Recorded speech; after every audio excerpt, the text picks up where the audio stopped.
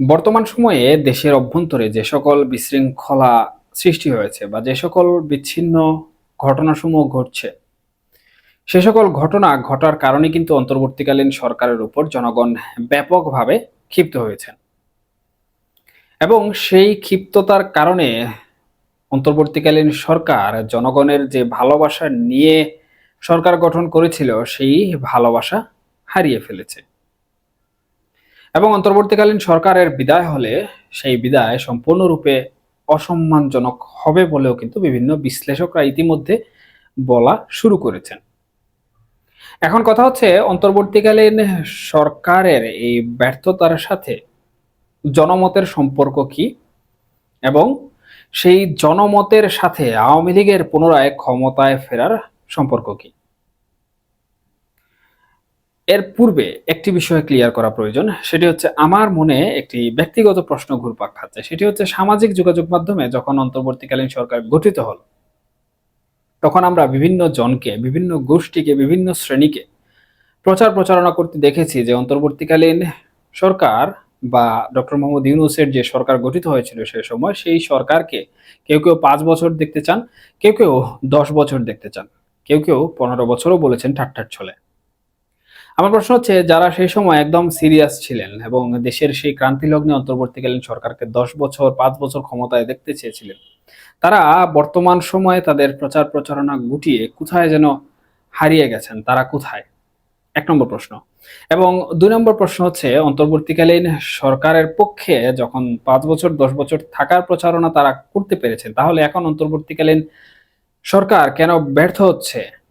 এই প্রশ্নটি করতে পারছেন না কেন? এটার পিছনে আসলে কি কারণ রয়েছে এবং যারা এই সকল প্রচার প্রচারণা করছেন তারা আসলে কারা? আমি জানি না এই উত্তর আমি পাবো কিনা। যদি আপনাদের কারো এই উত্তর জানা থাকে তাহলে অবশ্যই জানাবেন। তবে অন্তর্বর্তীকালীন সরকার নিয়ে যেভাবে প্রচার প্রচারণা করা হয়েছিল, সেই প্রচার প্রচারণা যদি এখন চলতো যে অন্তর্বর্তীকালীন সরকার কেন এত ব্যর্থ হচ্ছে, তাহলে হয়তোবা অন্তর্বর্তীকালীন সরকার তাদের দোষ ত্রুটি যেগুলো রয়েছে সেগুলো শুধরে নিয়ে দেশকে আরো সুষ্ঠু এবং সুন্দরভাবে পরিচালনা করত এবং এরই সাথে সাথে হয়তোবা এই ধারাবাহিকতায় অন্তর্বর্তীকালীন সরকার আরো 5 বছর বা 10 বছর ক্ষমতায় থেকে যেত। যাই হোক, এখন অন্তর্বর্তীকালীন সরকারের 5 বছর বা 10 বছর ক্ষমতায় থাকা শুধুমাত্র একটি দুঃস্বপ্ন ছাড়া আর কিছুই না। কারণ সামাজিক যোগাযোগ মাধ্যমে অন্তর্বর্তীকালীন সরকারের প্রধান উপদেষ্টার যে ফেসবুক অ্যাকাউন্টগুলো রয়েছে, অর্থাৎ ওনার পক্ষ থেকে যেগুলো ব্যবহার করা হয়, সেগুলোর মধ্যে জনগণের এত নেগেটিভ কমেন্ট লক্ষ্য করলাম যে এই নেগেটিভ কমেন্টগুলো দেখে মনে হলো যে অন্তর্বর্তীকালীন সরকার আসলে অল্প কিছুদিনের মধ্যেই হয়তোবা জনরোষের মধ্যে পড়ে যাবে। এখন এখানে বলতে পারেন যে এরা আওয়ামী লীগের লোকজন, কিন্তু আমি যতটুকু দেখেছি বা যতটুকু রিসার্চ করেছি, এখানে আওয়ামী লীগ থেকে সাধারণ জনগণের সংখ্যা বেশি। এমনকি অন্যান্য রাজনৈতিক দলের লোকজনও আছেন যারা অন্তর্বর্তীকালীন সরকারের পক্ষের লোক হিসাবে ধরে নেওয়া যেতেই পারে। কারণ আওয়ামী লীগ ব্যতীত আমার মনে হয় না যে অন্তর্বর্তীকালীন সরকার কিংবা ডক্টর মোহাম্মদ ইউনূসকে কোনো রাজনৈতিক দল অপছন্দ করেন অথবা বিপক্ষে আছে। তাহলে অন্তর্বর্তীকালীন সরকারের আসলে কি করা উচিত? অন্তর্বর্তীকালীন সরকারের দেশের এই পরিস্থিতিতে আমার মনে হয় একটু ভালো করে গুছগাছ করা উচিত।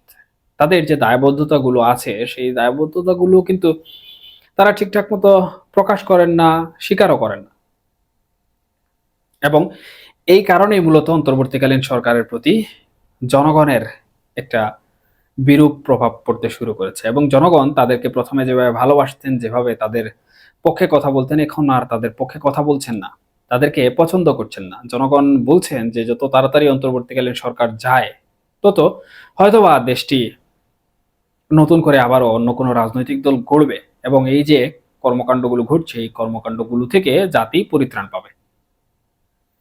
জানি না অন্তর্বর্তীকালীন সরকার আসলে কবে যাবে, অন্তর্বর্তীকালীন সরকার তাদের চ্যাপ্টার যেটি রয়েছে সেই চ্যাপ্টার কবে ক্লোজ করবে এবং জাতি কি আদৌ বর্তমান সময়ে আবার যে নতুন স্বপ্ন দেখা শুরু করেছেন সেই স্বপ্ন পূরণ হবে কিনা।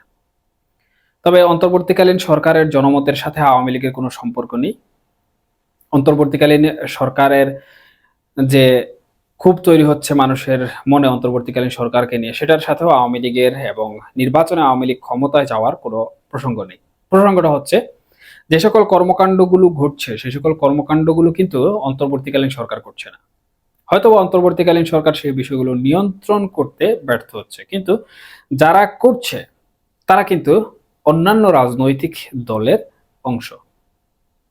এবং এটি আমার কথা নয়, বিভিন্ন গণমাধ্যমে সামাজিক যোগাযোগ মাধ্যমের আলোকে এই যে সম্প্রতি যে ঘটনাগুলো ঘটলো, অনেক বড় বড় এবং ভয়াবহ, সম্পূর্ণ জাতি এই বিষয়গুলো নিয়ে কথা বলেছে। এর পিছনে বিভিন্ন রাজনৈতিক গোষ্ঠীর হাতও কিন্তু সামনে এসেছে। যদিও রাজনৈতিক দল, রাজনৈতিক গোষ্ঠী বা যারা রাজনৈতিক দলের প্রধান রয়েছেন, মুখ্য রয়েছেন, তারা এই বিষয়গুলো ইগনোর করেছেন এবং সেই দাবিগুলো অস্বীকার করেছেন। কিন্তু বাস্তবতা কি? আপনারা দেখবেন যে সকল ঘটনাসমূহ ঘটেছে সেই সকল ঘটনাসমূহের পূর্বে এমন অনেক ঘটনা বা ফুটেজ রয়েছে যে ফুটেজগুলো থেকে আন্দাজ করা যায় যে এটি একটি নির্দিষ্ট রাজনৈতিক দলের কর্মকাণ্ড অথবা রাজনৈতিক দলের উৎসাহ কিংবা ছায়ার মাধ্যমে এই কাজগুলো ঘটেছে। তাহলে যদি একটি রাজনৈতিক দল একটি ঘটনা ঘটাতে জড়িতদের সাহায্য করে থাকে, উস্কানি দিয়ে থাকে, মদদ দিয়ে থাকে, তাহলে সেটি কিন্তু সেই রাজনৈতিক দলেরই দোষ হয়ে যায়। এবং বর্তমান সময়ে আমরা এটি কিন্তু দেখতে পাচ্ছি। প্রত্যেকটা জায়গায় যখনই কোনো ঘটনা ঘটছে তখনই এর পিছনে একটি নির্দিষ্ট গোষ্ঠী অথবা কোনো একটি রাজনৈতিক দলের নাম উঠে আসছে, যার কারণে জনগণ আসলে সেই রাজনৈতিক দলগুলোর প্রতিও অনেকটাই বিক্ষুব্ধ হয়ে গেছেন। এবং বিক্ষুব্ধ হয়ে তারা বর্তমান সময়ে সেই রাজনৈতিক দলগুলোর প্রতি তাদের যে ভোটাধিকার রয়েছে সেই ভোটাধিকার প্রয়োগ না করারও সিদ্ধান্ত গ্রহণ করছেন। তাহলে এখানে আওয়ামী লীগের লাভ কিভাবে হচ্ছে? কারণ আওয়ামী লীগ তো নির্বাচনেও আসবে না। আওয়ামী লীগের নির্বাচনে অংশগ্রহণ করারও কোনো সম্ভাবনা এখন পর্যন্ত সরকারের কাছ থেকে দেখছি না। দেখুন, আওয়ামী লীগ নির্বাচনে আসুক বা না আসুক, আওয়ামী লীগ যদি সরাসরি নির্বাচনে নাও আসে, তাহলেও আওয়ামী লীগের লোকজন কিন্তু একটি বিকল্প পন্থায় নির্বাচনে আসবেন, এটি আমরা ইতিমধ্যে বিভিন্নভাবে লক্ষ্য করছি।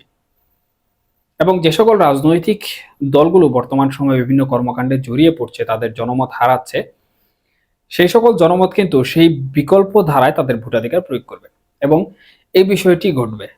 আর এই বিষয়টি যদি ঘটে তাহলে সেই পুরনো শক্তি অর্থাৎ আওয়ামী লীগ পুনরায় জনগণের সমর্থন নিয়ে সংখ্যাগরিষ্ঠতা অর্জন করেও হয়তোবা তারা প্রকাশ্যে ক্ষমতায় চলে আসবে। এবং তখন যদি সংখ্যাগরিষ্ঠতা অর্জন করে ফেলে তাহলে কিন্তু এটি কোনোভাবেই না কোনো রাজনৈতিক দল আটকাতে পারবে, না দেশের কোনো আইন প্রয়োগকারী সংস্থাও আটকাতে পারবে।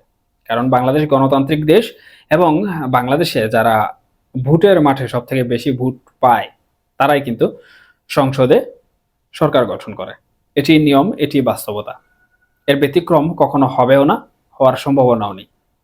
এখন বিকল্প পন্থায় যদি অন্য কোনো রাজনৈতিক শক্তি সামনে চলে আসে, সেটা আওয়ামী লীগ হোক কিংবা অন্য কোনো রাজনৈতিক শক্তি হোক, ধরে নিলাম জাতীয় পার্টিও যদি হয় এবং জনগণ যদি একচেটিয়া ভাবে জাতীয় পার্টিকেই ভোট দেওয়া শুরু করে, তাহলে জাতীয় পার্টি কিন্তু এই দেশে ক্ষমতায় চলে যেতে পারবে।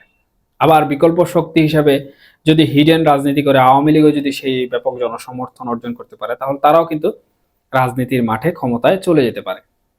তবে আমার মূল যে কথা, মূল যে প্রসঙ্গ, সেটি হচ্ছে এই যে অন্তর্বর্তীকালীন সরকারের কার্যক্রম এবং ব্যর্থতা, অন্যান্য রাজনৈতিক দলের কার্যক্রম এবং বিভিন্ন ধরনের সামাজিক যোগাযোগ মাধ্যমে প্রচার প্রচারণা, জনগণের বিতৃষ্ণা, এই বিতৃষ্ণার কারণে কিন্তু তারা তাদের জনমত হারাচ্ছে।